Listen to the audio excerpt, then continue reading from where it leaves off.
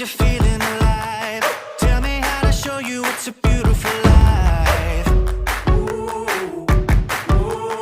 I'll do anything to pull you into the light, 'cause everything will change when you open your eyes. Yeah. So don't you let the